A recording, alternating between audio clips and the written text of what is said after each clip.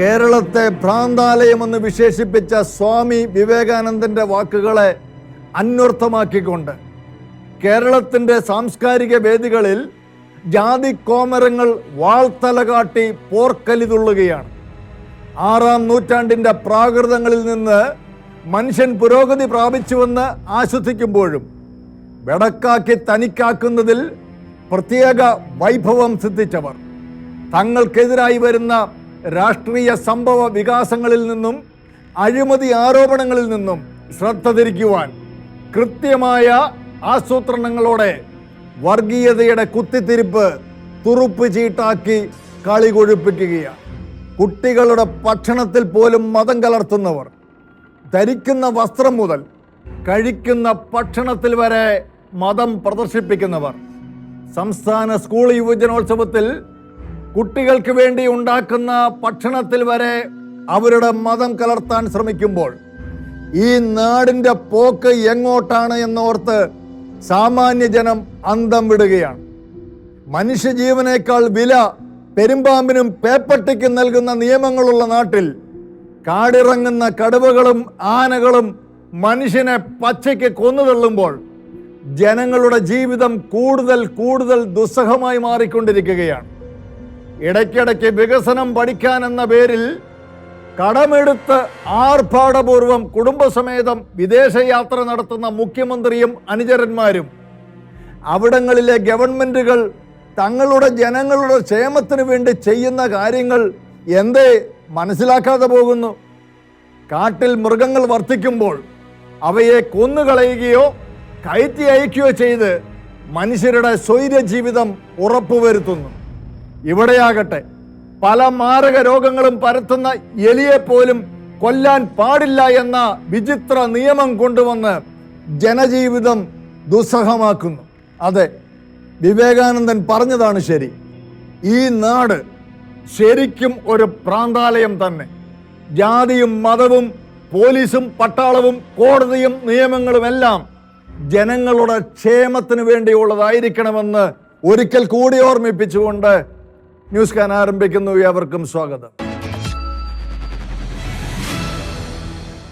കഴിഞ്ഞ ഒരാഴ്ചക്കാലം കേരളത്തിലെ മാധ്യമങ്ങളിൽ നിറഞ്ഞു നിന്നിരുന്ന പ്രധാനപ്പെട്ട സംഭവമായിരുന്നു സംസ്ഥാന സ്കൂൾ യുവജനോത്സവത്തിലെ ഭക്ഷണ വിവാദം. പഴയിടം മോഹനൻ നമ്പൂതിരി എന്ന സ്വാത്വികനായ പാചക വിദഗ്ധനെ അപമാനിച്ച് ഇറക്കിവിടാൻ കരുക്കൾ നീക്കിയവർ കേരള സമൂഹത്തിൻ്റെ മുമ്പിൽ തികച്ചും ഒറ്റപ്പെട്ടു പോകുന്ന കാഴ്ച നമ്മൾ കണ്ടു. സംസ്ഥാന സ്കൂൾ യുവജനോത്സവത്തിൽ നീണ്ട 16 വർഷങ്ങൾ ഏറ്റവും കുറഞ്ഞ ടെൻഡറിന് ഗുണനിലവാരമുള്ള സത്യഭക്ഷണം പാകം ചെയ്ത് നൽകിയ പ്രശസ്ത പാചക വിദഗ്ധൻ പഴയിടം മോഹനൻ നമ്പൂതിരി ഇനി കലോത്സവ ഊട്ടുപുരയിലേക്ക് ഇല്ല എന്ന് പ്രസ്താവിച്ചിരിക്കുന്നു. 1.5 പതിറ്റാണ്ടിലധികമായി ഏറ്റവും ഗുണനിലവാരമുള്ള ഭക്ഷണം നൽകിയിട്ടുള്ള പഴയിടത്തിൻ്റെ കലോത്സവ സദ്യ ബ്രാഹ്മണ മേൽക്കോയ്മയാണെന്നും അത് അവസാനിപ്പിച്ച് കലോത്സവ ഭക്ഷണശാലയിൽ മാംസാഹാരം വിളമ്പണമെന്നും പറഞ്ഞ് അഴിച്ചുവിട്ട വിവാദത്തെ തുടർന്ന് അടുക്കളയിൽ നിൽക്കുമ്പോൾ ഇതുവരെ ഇല്ലാത്ത ഭയം തോന്നിത്തുടങ്ങിയെന്നും ഭക്ഷണത്തിൽ പോലും ജാതി തിരിച്ചുള്ള വിവാദങ്ങൾ വളരെ വേദനയുണ്ടാക്കുന്നുവെന്നും പറഞ്ഞാണ് കേരളം കണ്ട സ്വാത്വികനായ പാചക വിദഗ്ധൻ പഴയിടം നമ്പൂതിരി സ്കൂൾ സംഗമങ്ങളിലെ പാചക ദൗത്യങ്ങൾ എന്നേക്കുമായി പര്യവസാനിപ്പിച്ചത്. 61ാമത് സംസ്ഥാന സ്കൂൾ കലോത്സവമാണല്ലോ കോഴിക്കോട് നടന്നിരുന്നത്. ഇതുവരെ ഇങ്ങനെയൊരു പ്രശ്നം ഉണ്ടായിരുന്നില്ല. ഒരു വെജിറ്റേറിയൻ ബ്രാൻഡായിട്ട് തന്നെ എന്നും നിലനിൽക്കാൻ ആഗ്രഹിക്കുന്നുണ്ട്. ഇനിയുള്ള കാലങ്ങളിൽ അതിന് ബുദ്ധിമുട്ടാവും എന്നതുകൊണ്ടും മാത്രമല്ല ഇതുവരെ ഉണ്ടാവാത്ത ഒരു ഭയം അടുക്കളയിൽ എന്നെ ബാധിച്ചിരിക്കുന്നു. ഇത്തവണ തന്നെ കോഴിക്കോട് തന്നെ വന്നവർക്ക് ശ്രദ്ധിച്ചാൽ അറിയാൻ കഴിയും, ഒരാളെ പോലും അടുക്കളയിലേക്ക് കടത്തിയിട്ടുണ്ടായിരുന്നില്ല. അത് വളരെ കർശനമായ നിർദ്ദേശം തന്നെയായിരുന്നു അടുക്കളയിലേക്ക് ഒരാളും കടത്തിവിട്ടുണ്ടായിരുന്നുള്ളത്. ഇതുവരെ അങ്ങനെ ആയിരുന്നില്ല. കലോത്സവത്തിൻ്റെ ഊട്ടുപുരകളിൽ എല്ലാ ആൾക്കാരും വരും. വളരെ സൗഹൃദമായ അന്തരീക്ഷം ഊട്ടുപുരകളിൽ ഉണ്ടായിരുന്നു. അത് മാറിയപ്പോൾ തന്നെ നമ്മുടെ ട്രെൻഡ് മാറിക്കഴിഞ്ഞു. ആ ഒരു അവസ്ഥയെ പേടിക്കുന്നു. ആ ഒരു ഭയത്തിൽ നിന്നാണ് ഇനി ഇത്തരം കലോത്സവങ്ങൾക്ക് ഇല്ല എന്ന തീരുമാനത്തിലേക്ക് എത്തിയത്. അപ്പോൾ ഇനി മേലാൽ കലോത്സവങ്ങൾക്കൊന്നിനും ടെൻഡർ കൊടുക്കേണ്ട എന്ന തീരുമാനത്തിലേക്കാണ് എത്തിയിരിക്കുന്നത്. സൗത്ത് ഇന്ത്യൻ ശാസ്ത്രമേള അത് ഒരു 6 വർഷം കൂടുമ്പോൾ ഓരോ സ്റ്റേറ്റിലും മാറി വരുന്നതാണ്. അത് ഇത്തവണ കേരളത്തിലാണ് വന്നിരിക്കുന്നത്. തൃശ്ശൂർ വെച്ചിട്ടാണ് നടക്കുന്നത്. ജനുവരി 26 മുതൽ 31 വരെ. ഞാനതിൻ്റെ ഭക്ഷണത്തിൻ്റെ ചുമതല ഏറ്റിരുന്നതാണ്. പക്ഷേ ഈ ഒരു വിവാദങ്ങളുടെ പേരിൽ അതിൽ നിന്നും മാറുകയാണ് എന്ന് ഞാൻ അവരെ അറിയിച്ചിട്ടുണ്ട്. ഒരാളെ വ്യക്തിപരമായി ഇത്രമാത്രം ടാർഗറ്റ് ചെയ്ത് തേജോവധം ചെയ്യാൻ തീരുമാനിച്ചിറങ്ങിയിരിക്കുന്ന ഒരു കുറേ ആൾക്കാരുണ്ടെങ്കിൽ അവർക്ക് അടുക്കളയിൽ എന്തും ചെയ്യാൻ കഴിയും. ഞാൻ ഒരു ടെൻഡർ കൊടുത്ത് പാചകം ഏറ്റെടുത്ത ഒരാൾ, ആ ഒരാൾ ഇതിൽ നിന്ന് മാറുന്നു എന്ന് പറഞ്ഞപ്പോൾ ഇത്രമാത്രം ചർച്ച ചെയ്യപ്പെടുന്നുണ്ടെങ്കിൽ അതിനും നിങ്ങൾക്ക് മനസ്സിലാക്കാവുന്നതാണല്ലോ അതിൻ്റെ പിന്നിൽ ആരൊക്കെ ഉണ്ട് എന്തൊക്കെയുണ്ട് എന്നുള്ളതിനെ കുറിച്ചിട്ട്. അത്രയൊക്കെ തന്നെ ഉള്ളൂ ഇതിൻ്റെ കാര്യങ്ങൾ.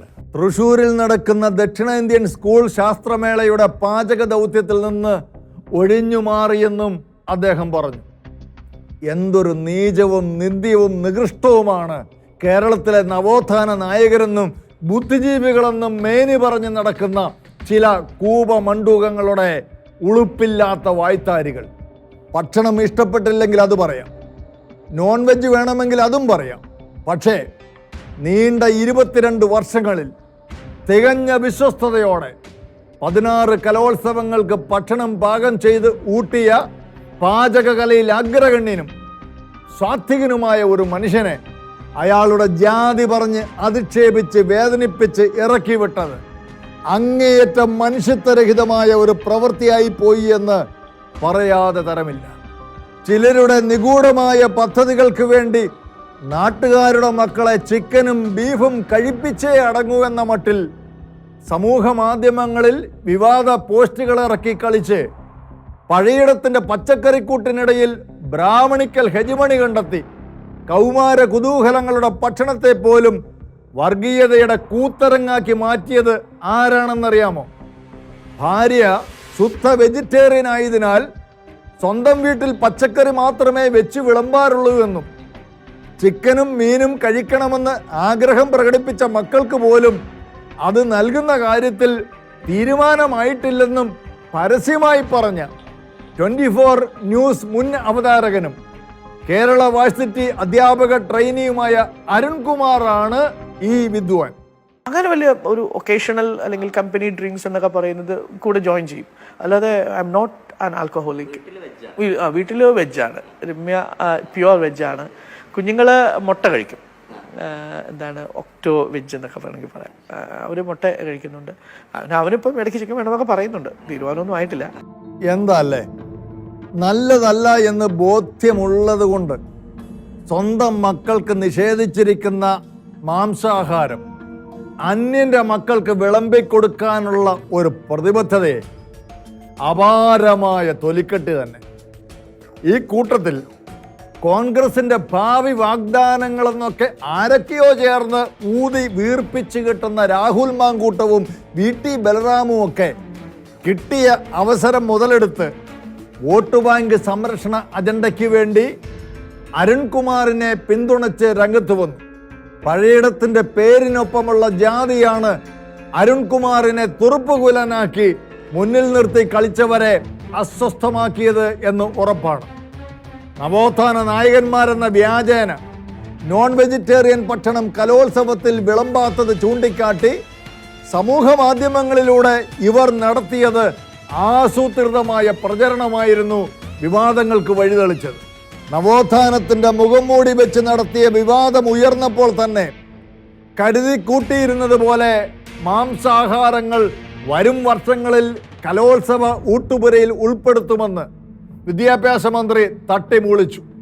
അങ്ങേയറ്റം ഹീനമായ വിവാദങ്ങൾ കേട്ടിട്ടും സമചിത്തതയോടെ ഏറ്റെടുത്ത കോഴിക്കോട് കലോത്സവം പൂർത്തിയാക്കി കാലമിത്രയും നിധി പോലെ സൂക്ഷിച്ച കലോത്സവ ഊട്ടുപുരയോട് പഴയിടം വിട ചൊല്ലിയതോടെ ചില കുത്തിത്തിരിപ്പുകാരുടെയും വർഗീയവാദികളുടെയും കാലങ്ങൾ നീണ്ട അസ്വസ്ഥതകൾക്ക് ശമനമായിട്ടുണ്ടാകണം.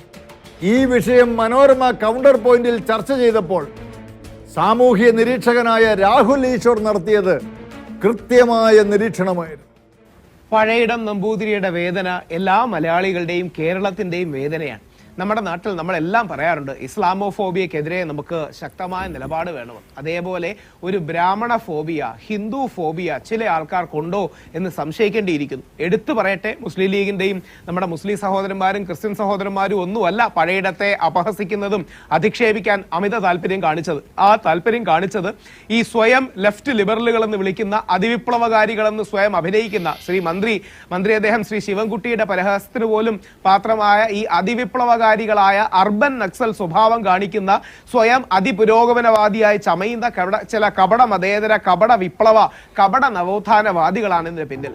നോൺ വെജ് വിളമ്പുന്നില്ല എന്ന് സർക്കാർ തീരുമാനിച്ചാൽ പോലും താൻ ഇനി കലോത്സവ പാചകത്തിന് ഇല്ല, കാരണം തനിക്ക് ഭയമാണെന്ന് പഴയിടം നമ്പൂതിരി തുറന്നു പറയുമ്പോൾ ആഹാരത്തിൽ മായമായത് കലർത്തി കൊച്ചുകുട്ടികളുടെ ജീവനെടുക്കാൻ പോലും മടിക്കാത്ത തരം ആളുകളുടെ സ്വൈര്യവിഹാരവും കേരളത്തിലെ മാറിയ സാമൂഹിക അന്തരീക്ഷങ്ങളുടെ ഭയാനകമായ അവസ്ഥയും ചില അവിശുദ്ധ കൂട്ടുകച്ചവടങ്ങളുമാണ് പുറത്തു വന്നുകൊണ്ടിരിക്കുന്നത്. ദീർഘകാലം കേരളത്തിലെ വിദ്യാഭ്യാസ വകുപ്പ് കയ്യിൽ വെച്ച് ഭരിച്ച മുസ്ലിം ലീഗിന് അപകടം മണക്കുകയും ലീഗ് നേതാവ് KPA മജീദ് നോൺ വെജിറ്റേറിയൻ ഭക്ഷണം പ്രായോഗികമല്ലെന്ന് തുറന്നടിച്ചപ്പോൾ അല്പം കൂടി കടന്ന പ്രയോഗം കൊണ്ടായിരുന്നു ലീഗിൻ്റെ തന്നെ നേതാവ് KM ഷാജി പ്രതികരിച്ചത്. ഈ വിഷയത്തിൽ ലീഗിൻ്റെ പ്രതികരണത്തിന് ശേഷം മാത്രം അഭിപ്രായം അറിയിക്കാൻ കാത്തിരുന്ന പ്രതിപക്ഷ നേതാവ് VD സതീശൻ ഒടുവിൽ പഴയിടത്തിന് പിന്തുണയുമായി വന്നു. എന്തൊരു കോമഡിയാണല്ലേ! ഏതായാലും കിട്ടിയ അവസരത്തിൽ ഷൈൻ ചെയ്യാൻ നോക്കിയ മാങ്കൂട്ടവും ബലരാമനും അതോടെ ഇളിഭ്യരായിപ്പോയി. ഏതായാലും ഇവരോട് ചില ചോദ്യങ്ങൾ ചോദിക്കാനുണ്ട്. അടുത്ത വർഷത്തിലെ കലോത്സവത്തിൽ ഹലാൽ ഭക്ഷണം തന്നെ വിളമ്പണമെന്നും വിളമ്പുന്ന മാംസാഹാരത്തിൽ പോർക്ക് കൂടി ചേർക്കണമെന്നും ഇവർ പറയേണ്ടിയിരിക്കുന്നു. അങ്ങനെയല്ലേ നമ്മുടെ നാട്ടിൽ നവോത്ഥാനം പാറിപ്പറക്കേണ്ടത്? മാത്രമല്ല, കലോത്സവ വേദിയിൽ ഖുറാൻ പാരായണം മാത്രമല്ല, ബൈബിളും ഗീതയും ഒക്കെ പാരായണം ചെയ്യാൻ അവസരമുണ്ടാക്കണം. അതല്ലേ അതിൻ്റെ ഒരു ഭംഗിയും സമത്വവും. പക്ഷേ അങ്ങനെ ഒന്ന് ആവശ്യപ്പെടാൻ മാങ്കൂട്ടത്തിനും ബലരാമനും നട്ടലിന് ഉറപ്പില്ല എന്ന് ഈ കേരളത്തിലെ സാമാന്യ ജനങ്ങൾക്ക് നന്നായിട്ടറിയാം. കേരളത്തിൽ അങ്ങോളം ഇങ്ങോളം വിവിധ കലോത്സവങ്ങളിൽ ജഡ്ജായി പോയിട്ടുള്ള ഫാദർ BP ജോസഫ് വലിയ വീട്ടിൽ ഷെക്കൈന ബിഗ് ഡിബേറ്റിൽ പറയുന്നത് കേൾക്കുക. എനിക്ക് നാല് കലോത്സവത്തിനാണ് ഞാൻ മാർക്കിടാൻ പോയത്. സംസ്ഥാനത്തിന്റെ ചവിട്ടാളത്തിനും പരിചയമുട്ട് കളിക്കും. കൊല്ലത്ത് പോയി, ട്രിവാൻഡ്രത്ത് പോയി, പാലക്കാട് പോയി, മലപ്പുറം പോയി. ഇവിടെയെല്ലാം പ്രത്യേകിച്ച് മലപ്പുറത്തും പാലക്കാടും ഒക്കെ ഞാൻ ഇപ്പോഴും ഓർക്കുന്നുണ്ട്. ജഡ്ജസിന് പോലും ഭക്ഷണം ഒരേ സ്ഥലത്തു നിന്നാണ്. അപ്പൊ നമ്മള് ക്യൂ നിന്നാണ് ആ ഭക്ഷണം വാങ്ങിച്ച് കഴിക്കുന്നത്. അപ്പൊ അങ്ങനെ കഴിക്കുമ്പോഴ് പക്ഷെ സ്വാഭാവികമായിട്ട് നല്ല സ്വാദിഷ്ടമായ ഭക്ഷണമാണ്. നമുക്ക് അത്ഭുതപ്പെട്ടു പോകും. ഈ 10,000-കണക്കിന് മനുഷ്യർക്ക് ഇതെങ്ങനെ ഇത്രയും വൃത്തിയും മെനയുമായിട്ട് കൃത്യമായിട്ട് സ്വാദിഷ്ടമായിട്ട് തൃപ്തിപരമായിട്ട് ഇതൊക്കെ വിളമ്പ. അതാണ് അതിൻ്റെ കലോത്സവത്തിന്റെ മറ്റൊരു കലയാണത്. പാചക കല എന്ന് പറയുമ്പോൾ കറക്റ്റാണ്. പക്ഷെ അന്നൊന്നും ഇങ്ങനെയുള്ള വിഷയങ്ങളൊന്നുമില്ല, ആർക്കുമില്ല. പ്രോഗ്രാം കഴിഞ്ഞതിന് ശേഷം ഇപ്പൊ ഓരോ ടീമും അതുപോലെ തന്നെ ടീമിന്റെ കൂടെ വരുന്ന അവരുടെ ലീഡേഴ്സ്, അവരുടെ ആരെങ്കിലുമൊക്കെ സഹായികളായിട്ട് വരുന്നവരൊക്കെ ട്രെയിനിന് പോകാനുള്ളവരുണ്ട്, ബസ്സിന് പോകാനുള്ളവർ, ബസ് പിടിച്ചു വന്നിട്ടുള്ള ആൾക്കാരുണ്ട്. ഇവരെല്ലാം എത്രയും വേഗം പ്രോഗ്രാം കഴിഞ്ഞ് സ്ഥലം വിട്ടു പോകുന്ന ഒരു ഹറിബറി സിറ്റുവേഷനാണ്. ഇങ്ങനെയുള്ള സിറ്റുവേഷനിലൊക്കെ ശരിക്കും പറഞ്ഞ വെജിറ്റബിൾ സ്വാഭാവികമായിട്ട് മനുഷ്യൻ മെഡിക്കലായിട്ട് പോലും കഴിക്കേണ്ട ഭക്ഷണം വെജിറ്റബിൾ ആണ്. അന്നൊന്നും ഒരു വിവാദം ഇല്ലായിരുന്നു. ഇന്ന് പുതിയ വിവാദങ്ങൾ ഉണ്ടാകുകയാണ്. വിവാദങ്ങൾ ഉണ്ടാകുക എന്ന് പറയാനൊക്കെ പറ്റത്തില്ല. വിവാദങ്ങളെ ശരിക്കും ബോധപൂർവം ചില നിഗൂഢമായ ലക്ഷ്യത്തോടു കൂടി ഉണ്ടാക്കി വിടുകയും അത് 1 by 1 ആയിട്ട് എനിക്ക് റെസ്പോണ്ട് ചെയ്യേണ്ടി വന്ന സാഹചര്യം എന്താ വെച്ച് കഴിഞ്ഞാല് ഓരോ ആഴ്ചയിലും ഓരോ വിവാദം ഉണ്ടാക്കുന്നത്. എന്നിട്ട് സമുദായങ്ങളെയും സമൂഹങ്ങളെയും സൗഹാർദ്ദവും സമാധാനത്തിരിക്കുന്നവർ തമ്മിൽ തരിക്കുന്നു. ഇത് ശരിക്കും പറഞ്ഞു കഴിഞ്ഞാൽ ഒരു സാധാന്യമായിട്ടുള്ളൊരു വർക്കാണ്. അത് ആര് ചെയ്താലും, അത് അറിഞ്ഞു ചെയ്താലും അറിയാതെ ചെയ്താലും സമൂഹത്തോട് ചെയ്തിരിക്കുന്ന ഒരു ഏറ്റവും ശക്തമായ ഒരു തിന്മയാണ്. ഭക്ഷണത്തിൽ മതം കാണുന്ന കേരളത്തിലെ ഒരു പുരോഗമനവാദിക്കും ഇതുവരെ യാതൊരു പ്രശ്നവും തോന്നാത്ത, സോഷ്യൽ മീഡിയയിലും ഹൈന്ദവ ക്രൈസ്തവ സമൂഹങ്ങളിലും അസ്വസ്ഥതയുണ്ടാക്കുന്നതുമായ ഒരു വിഷയമാണ് കാസയുടെ പ്രസിഡന്റ് കെവിൻ പീറ്റർ ചൂണ്ടിക്കാട്ടുന്നത്. ഇവിടെ ഖുർആൻ പാരായണ മത്സരം എന്തിന്റെ അടിസ്ഥാനത്തിലാണ് ഒരു മതേതര രാഷ്ട്രത്തിൽ ഒരു മതത്തിന്റെ മാത്രം വേദഗ്രന്ഥം പാരായണം ചെയ്യുക എന്നുള്ളത് എന്തിന്റെ മാനദണ്ഡത്തിലാണ്? ഇനി അത് അറബി കലോത്സവത്തിന്റെ ഭാഗമാണ് എന്ന് പറഞ്ഞാൽ പോലും എവിടെയാണ് ബൈബിൾ കലോത്സവം ഉള്ളത്? എവിടെയാണ് ഗീത പാരായണം ഉള്ളത്? എവിടെയാണ് ബൈബിൾ പാരായണം ഉള്ളത്? എല്ലാ മതസ്ഥരായിട്ടുള്ള കുട്ടികളും അവർ പഠിക്കുന്നു, അവർ ഒന്നിച്ചിരുന്ന് പഠിക്കുകയാണ്. അവിടെ ജാതിയില്ല, മതമില്ല. പക്ഷെ അവർക്ക് ഒരു ഹിന്ദുവായ കുട്ടിക്കോ ഒരു ക്രിസ്ത്യാനിയായ കുട്ടിക്കോ ഈ അറബി കലോത്സവത്തിൽ ഈ അറബി പാരായണത്തിൽ പങ്കെടുക്കണമെന്നുണ്ടെങ്കിൽ ഇത് പഠിക്കണം, അവരുടെ മതഗ്രന്ഥമായ ഖുർആൻ പഠിക്കണം, അറബി പഠിക്കണം, ഖുർആൻ പാരായണം ചെയ്യണം. അപ്പോൾ ഈ അറബി കലോത്സവത്തിൽ ഖുർആൻ എന്ന ഒരു മതഗ്രന്ഥം അല്ലാതെ വേറെ ഒരു അറബി ഗ്രന്ഥമില്ലേ? അല്ലെങ്കിൽ വേറെ അറബിയിൽ എഴുതിയ വേറെ ചരിത്ര ബുക്കുകളോ അല്ലെങ്കിൽ മറ്റു പുസ്തകങ്ങളോ ഗ്രന്ഥങ്ങളോ ഒന്നുമില്ലേ? അറബിയല്ലേ, ഭാഷാ കലോത്സവമല്ലേ, അല്ലാതെ അത് മുസ്ലിം കലോത്സവം അല്ലല്ലോ അറബി കലോത്സവം. അതൊരു ഭാഷയല്ലേ. എങ്കിൽ ആ ഭാഷയിലുള്ള വേറെ ഏതെങ്കിലും ഒരു ഗ്രന്ഥം പാരായണം നടത്തിയാൽ പോരെ? അവിടെ ഖുർആൻ എന്താണ് പാരായണം നടത്തണം എന്നുള്ളതിന് ഇത്ര നിർബന്ധം? അപ്പോൾ ആ ഒരു ഹിന്ദുവായ അല്ലെങ്കിൽ ഹിന്ദു കുട്ടിയോ ക്രിസ്ത്യൻ കുട്ടിയോ ഒരു ഇതിൽ പഠിക്കണമെന്നുണ്ടെങ്കിൽ അവരുടെ മതഗ്രന്ഥം വായിച്ചു പഠിക്കണം. അപ്പോൾ എന്താണ് ഇതിന്റെ പിന്നിലുള്ളത്? അപ്പോൾ ഈ ഒരു ആശങ്ക, ഈ ഒരു പ്രതിഷേധം, ഈ ഒരു ആക്ഷേപം സ്കൂൾ തലത്തിൽ മുതൽ മത്സരം തുടങ്ങിയപ്പോൾ തന്നെ ഉയർന്നു കേട്ടിരുന്നു പല ഭാഗങ്ങളിൽ നിന്ന്. ഞാൻ വൈദികർ വരെ പറഞ്ഞു കഴിഞ്ഞിരിക്കുന്നു, ഹിന്ദു മത നേതാക്കൾ, സംഘടനാ നേതാക്കൾ എല്ലാവരും പറഞ്ഞിരിക്കുന്നു. പക്ഷെ ഈ വിഷയത്തിൽ എവിടെയെങ്കിലും ഒരു ചർച്ചയോ ഒരു തീരുമാനമോ ഉണ്ടായോ? ഏതായാലും വെടക്കാക്കി തനിക്കാക്കാൻ തുനിഞ്ഞിറങ്ങിയവരുടെ തനിനിറം തിരിച്ചറിഞ്ഞവർ കേരളത്തിലെ ജനങ്ങൾ ഒന്നടങ്കം പഴയിടത്തിന്റെ ഒപ്പമാണെന്ന് തിരിച്ചറിഞ്ഞതോടെ ആകെ സമ്മർദ്ദത്തിലായി. സർക്കാരാകട്ടെ തിരിച്ചടി മനസ്സിലാക്കി മന്ത്രി VN വാസവനെ പഴയിടത്തിന്റെ വീട്ടിലേക്ക് അനുനയത്തിനായി പറഞ്ഞയച്ചു. പഴയിടമാകട്ടെ തൻ്റെ തീരുമാനത്തിൽ മാറ്റമൊന്നുമില്ലെന്ന് തന്നെ ആവർത്തിച്ചു. കലോത്സവത്തിന് എല്ലാ തരത്തിലും അഭികാമ്യമായത് വെജിറ്റബിൾ ഭക്ഷണം തന്നെയാണെന്ന് ആരോഗ്യരംഗത്തെയും കലാരംഗത്തെയും വിദഗ്ധർ ഒരുപോലെ സാക്ഷ്യപ്പെടുത്തുകയാണ്. എന്നിട്ടും പഴയിടത്തെ അപമാനിച്ചയക്കാൻ ബ്രാഹ്മണ ഹെജിമണിയെ ഉയർത്തിക്കാട്ടിയ വർഗീയവാദികൾ വരും കാലങ്ങളിലെ കലോത്സവ പാചകത്തിന് ചുക്കാൻ പിടിച്ചാൽ ഇനി വരുന്നത് ദുരന്തങ്ങളുടെ കാലം തന്നെയായിരിക്കും. വോട്ട് ബാങ്കുകൾക്ക് വേണ്ടി കൗമാരങ്ങളുടെ കലാസ്വപ്നങ്ങളെ കുരുതി കൊടുക്കുന്ന കാലം തൊട്ടു മുൻപിലെത്തിയെന്ന് ഏറെക്കുറെ ഉറപ്പായിരിക്കുകയാണ്. പക്ഷേ ഇതിനെല്ലാം കാരണക്കാരനായി തീർന്ന മുൻ മാധ്യമ പ്രവർത്തകനും അധ്യാപകനുമായ അരുൺകുമാർ എന്ന വ്യക്തിയുടെ നികൃഷ്ട നിലപാടുകളുടെ സ്ഥാനം ചവറ്റുകുട്ടയിലായിരിക്കും. കേരളത്തിലെ ഇപ്പോഴത്തെ രാഷ്ട്രീയ സാഹചര്യത്തിൽ ഒരു ഭരണമാറ്റം രാഷ്ട്രീയ ഭേദമന്യേ എല്ലാ ജനങ്ങളും ആഗ്രഹിക്കുന്നുണ്ട്. എന്നാൽ ആ അനുകൂല സാഹചര്യത്തെ ഫലപ്രദമായി മുതലെടുക്കാൻ തമ്മിലടിയുടെയും തൊഴുത്തിൽ കുത്തിൻ്റെയും കുതികാൽ വെട്ടിൻ്റെയും ആശാന്മാരായ കോൺഗ്രസ്സുകാർക്ക് തെല്ലും കഴിയുന്നില്ല എന്നുള്ളത് കേരളത്തിലെ ജനങ്ങളുടെ നിരാശയ്ക്ക് ആക്കം കൂട്ടുകയാണ്. 4, 3, 7 പേരുടെ പോലും പിന്തുണ ഉറപ്പാക്കാൻ ശേഷിയില്ലാത്തവരും കാലഹരണപ്പെട്ടവരുമായ അധികാരമോഹികളുടെ ഇടയിൽ കോൺഗ്രസിൻ്റെ അവശേഷിക്കുന്ന ഏക പ്രതീക്ഷയും അത്താണിയും ഡോക്ടർ ശശി തരൂറാണ്. അദ്ദേഹത്തെ മുൻപിൽ നിർത്തി ഇനി വരുന്ന തെരഞ്ഞെടുപ്പിനെ നേരിട്ടാൽ നിശ്ചയമായും കോൺഗ്രസിന് പ്രതീക്ഷയ്ക്ക് വകയുണ്ട്. മലബാറിലെ ശ്രദ്ധേയമായ പര്യടനത്തിന് ശേഷം തെക്കൻ കേരളത്തിലേക്ക് എത്തിയ ശശി തരൂരിന് ഉജ്ജ്വലമായ സ്വീകരണമാണ് ലഭിച്ചത്.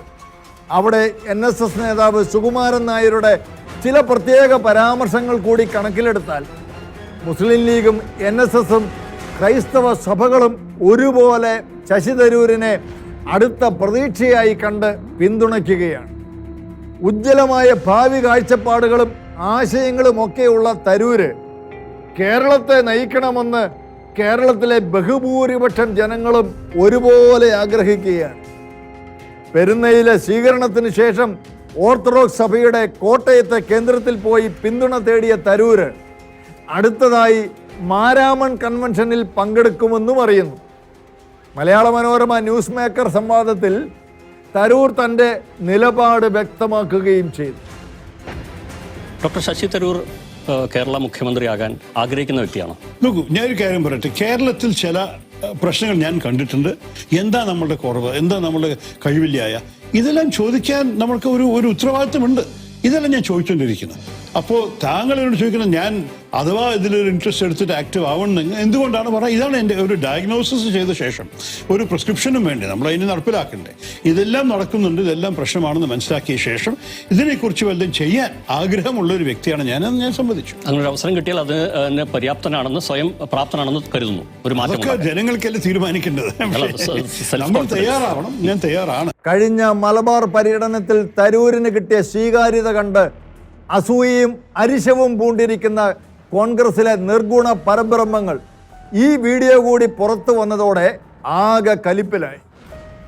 എന്നാൽ കെ മുരളീധരൻ എം പി ആകട്ടെ ഇക്കുറിയും തരൂർ മുഖ്യമന്ത്രിയാകാൻ യോഗ്യനാണെന്ന് തീർത്തു പറഞ്ഞു. ഇതൊക്കെ കേട്ടപാടെ മുഖ്യമന്ത്രി കട്ടിൽ കണ്ട് പനി പിടിച്ചവർ തരൂരിനെ ശാസിക്കാൻ രംഗത്ത് വന്നിരിക്കുകയാണ്. കോൺഗ്രസിൽ കാര്യങ്ങൾ തീരുമാനിക്കുന്നത് ഹൈക്കമാൻഡ് ആയതുകൊണ്ട് ഒരിക്കലും തരൂരിനെ ആ പരിസരത്തേക്ക് പോലും അടുപ്പിക്കുകയില്ലെന്ന് മുഖ്യമന്ത്രി സ്ഥാനമോഹികൾ തീർത്ത് വിശ്വസിക്കുകയാണ്. എന്നാൽ ഒറ്റയ്ക്ക് മത്സരിച്ചാൽ ഭൂരിപക്ഷം കിട്ടുമെന്ന് യാതൊരു ഉറപ്പുമില്ലാത്ത കോൺഗ്രസിന് ലീഗിൻ്റെ നിലപാട് കൂടെ ആരായാതെ ഒന്നും ചെയ്യാൻ കഴിയുകയില്ല. മുസ്ലിം ലീഗിന് പൂർണ്ണ തൃപ്തനാണ് ശശി തരൂർ. തരൂരിനെ മുൻനിർത്തി നീങ്ങിയാലേ സാധ്യതയുള്ളൂവെന്ന് ലീഗിന് വളരെ ഉറപ്പാണ്. ചെന്നൈയിൽ നടന്ന ലീഗിൻ്റെ ദേശീയ കമ്മിറ്റിയിലും തരൂരിനെ മുൻനിർത്തി നീങ്ങണമെന്ന ധാരണയാണ് ഉണ്ടായത്. മനോരമയുടെ ആ റിപ്പോർട്ട് കേട്ട് വിറളി പിടിച്ച സതീശൻ കുഞ്ഞാലിക്കുട്ടിയെ വിളിച്ച് ആ നിലപാട് തിരുത്താൻ ആവശ്യപ്പെട്ടെങ്കിലും അത് തിരുത്തുകയില്ലെന്നും തരൂരിനെ മുമ്പിൽ നിർത്തണമെന്ന് തന്നെ കുഞ്ഞാലിക്കുട്ടി ഊന്നി പറയുകയും ചെയ്തു. പിന്നെ യൂത്ത് ലീഗുകാരെ സ്വാധീനിച്ച് ലീഗിൽ ഭിന്നതയുണ്ടാക്കി തീരുമാനം തിരുത്താനുള്ള ശ്രമമായി. അതും 8 നിലയിൽ പൊട്ടി. ഇതോടെ ഡൽഹിയിലെ മുഖ്യമന്ത്രി സ്ഥാനമോഹിയും കേരളത്തിലെ സ്ഥാനമോഹികളും ഹതാശരായി പോയിരിക്കുകയാണ്. ഏതായാലും ചിത്രം വ്യക്തമാണ്.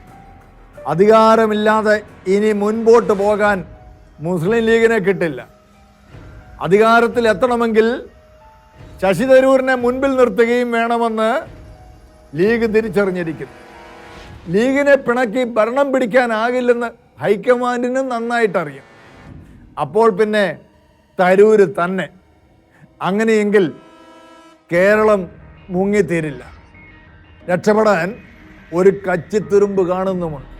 എന്നാൽ എനിക്കില്ലെങ്കിൽ നിനക്കും വേണ്ട എന്ന നിലപാട് സ്വീകരിക്കുന്ന സീനിയർ നേതാവ് AK ആന്റണി മുതൽ താഴെത്തട്ടിൽ കിടക്കുന്ന ഷാഫി പറമ്പിലും പിന്നെ സകലമാന കതർധാരികളും ജനഹിതം മനസ്സിലാക്കിയിട്ടും തരൂരിനെതിരെ തിരിയുമ്പോൾ അവരെ സാമാന്യജനം പുറങ്കാലിനടിക്കുന്ന കാലം അത്ര വിദൂരമല്ലെന്ന് ഓർത്താൽ അവർക്ക് നല്ലത്.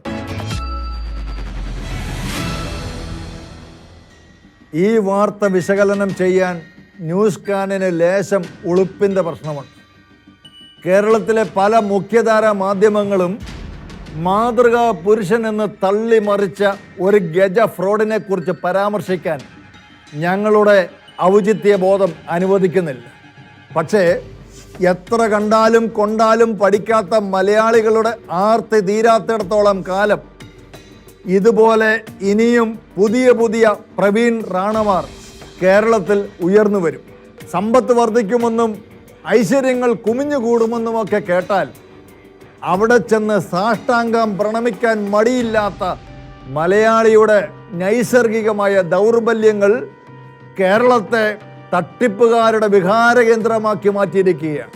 ഇനിയും നീളാൻ സാധ്യതയുള്ള ഈ തട്ടിപ്പ് ശൃംഖലയിൽ ഇപ്പോൾ പിടിക്കപ്പെട്ടിരിക്കുന്ന സ്വയം പ്രഖ്യാപിത ഡോക്ടർ സേഫ് ആൻഡ് സ്ട്രോങ് എന്ന പ്രസ്ഥാനത്തിൻ്റെ മറവിൽ കോടികളുടെ തട്ടിപ്പ് നടത്തിയ പ്രവീൺ റാണയെക്കുറിച്ച് തന്നെ അല്പം കാര്യങ്ങൾ.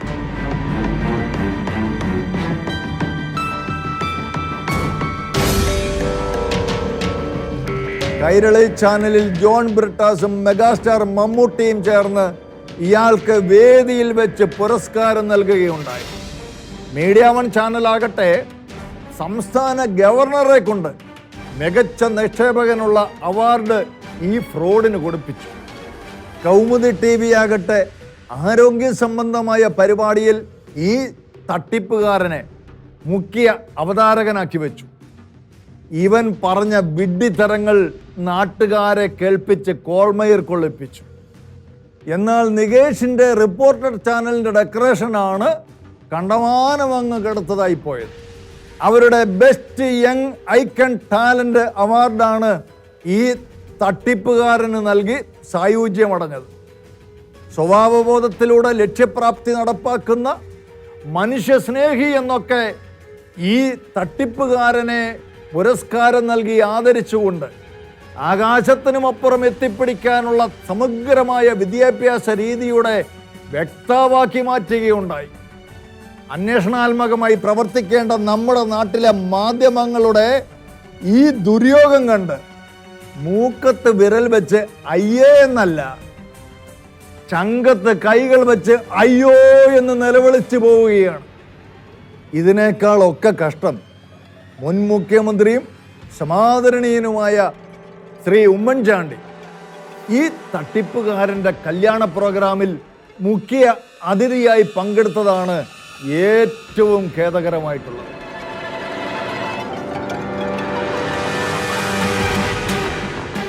അർത്ഥമെത്ര വളരെ ഉണ്ടായാലും തൃപ്തിയാകാ മനസ്സിനൊരു കാലം, 10 കിട്ടുകിൽ 100 മതിയെന്നും ശതമാകിൽ സഹസ്രം മതിയെന്നും 1000 പണം കയ്യിലുണ്ടാകുമ്പോൾ ആയുധമാകില ആശ്ചര്യമെന്നതും ഇങ്ങനെ ജ്ഞാനപ്പാനയിൽ പൂന്താനം പാടിയത് ഭൗതിക നന്മകൾ എത്ര കിട്ടിയാലും തൃപ്തി വരാത്ത മലയാളിയുടെ മനസ്സിനെ തന്നെ ഉദ്ദേശിച്ചായിരിക്കണം. കാരണം ഭൗതിക ആസക്തി നിറഞ്ഞ മലയാളിയുടെ മനസ്സ് അറിഞ്ഞും അറിയാതെയും കാശ് കൊടുത്ത് വളർത്തിയെടുക്കുന്നത് തട്ടിപ്പ് ശീലമാക്കിയ ചിലരുടെ സാമ്രാജ്യത്തെയാണ്. ഉയർന്ന വിദ്യാഭ്യാസം ലഭിച്ച സർക്കാർ തലത്തിലെ ഉന്നത ഉദ്യോഗസ്ഥന്മാർ പോലും ഇത്തരക്കാരുടെ തട്ടിപ്പിൽ കുരുങ്ങി എന്നതാണ് വിചിത്രമായ മറ്റൊരു കാര്യം. ആർട്ടിഫിഷ്യൽ പ്രോഡക്റ്റുകൾ കാട്ടി പുരാവസ്തുക്കളുടെ ശേഖരമാണെന്ന് പറഞ്ഞ മോൺസൺ മാവുങ്കൽ എന്ന ഗജ ഫ്രോഡ് പ്രബുദ്ധരെന്ന് പറഞ്ഞ് ഞെളിഞ്ഞു നടന്ന മലയാളികളെ പറ്റിച്ചിട്ട് അധികം കാലമായില്ല. മുൻ DGPയും മറ്റ് പോലീസ് ഉദ്യോഗസ്ഥന്മാരും പിന്നെ നടീനടന്മാരും പിന്നണി ഗായകരും അടക്കം അനേകര് അന്ന് ഈ മാവുങ്കലിൻ്റെ തട്ടിപ്പിൽ കുരുങ്ങുകയുണ്ടായി. ഒപ്പം നിന്ന് സെൽഫി എടുത്ത് മലയാളികളെ ആകുന്നത്ര അന്ന് ഇവരെല്ലാവരും ചേർന്ന് മാനം കെടുത്തി. കിറ്റക്സിനെയും VRL ലോജിസ്റ്റിക്കിനെയും പോലെ നേരായ മാർഗത്തിൽ മുൻപോട്ട് പോയിക്കൊണ്ടിരിക്കുന്ന കമ്പനികളെ ഉദ്യോഗസ്ഥന്മാരെ കൊണ്ടും ട്രേഡ് യൂണിയൻ നേതാക്കന്മാരെയും കൊണ്ട് ഈ നാട്ടിൽ നിന്ന് ഓടിച്ചു വിട്ടിട്ട് പ്രവീൺ റാണയെ പോലെയുള്ള ഭൂലോക ഉടായിപ്പുകളെ പൊന്നാടയിട്ട് സ്വീകരിക്കുന്ന രാഷ്ട്രീയക്കാരും മന്ത്രിമാരുമൊക്കെ ഇത്തരം തട്ടിപ്പുകാരെ കേരളത്തിൽ വളർത്തിക്കൊണ്ടിരിക്കുകയാണ്. ഇപ്പോഴിതാ പറ്റിക്കപ്പെടാൻ മാത്രം മലയാളികളുടെ ജന്മം ബാക്കിയാകുന്നുവെന്ന പരമാർത്ഥത്തെ ഊട്ടി ഉറപ്പിച്ചുകൊണ്ട് പ്രവീൺ റാണയും മലയാളികളെ പറ്റിച്ച് നാണം കെടുത്തിയിരിക്കുന്നു.